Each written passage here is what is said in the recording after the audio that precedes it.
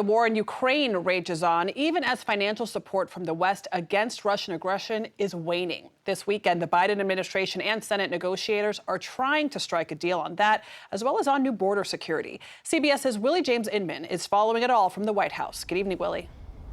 Good evening to you, Adriana. Homeland Security Secretary Mayorkas was on Capitol Hill earlier today trying to hammer out a last-minute deal over immigration with the Senate before the weekend is out. White House and Senate negotiators are racing to reach an agreement on new funding for the border ahead of a possible vote next week.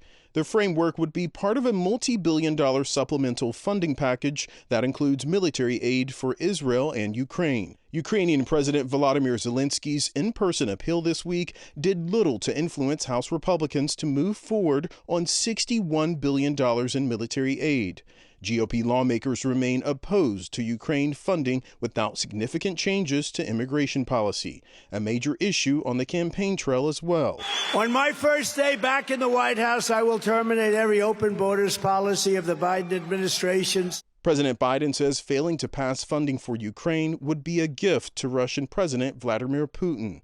But he's also facing pressure from his own party over concessions on immigration. This is not something we should be doing, is pairing domestic issues with very serious foreign policy aims. The White House has warned U.S. funding for Ukraine will run out at the end of the year.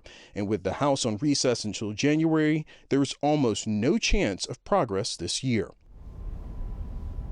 Adriana, Congress also has to pass a full government budget with funding set to expire early in the year. Once both chambers are back in session, lawmakers will have little time to work out their differences. Adriana? Willie James Inman, thank you so much.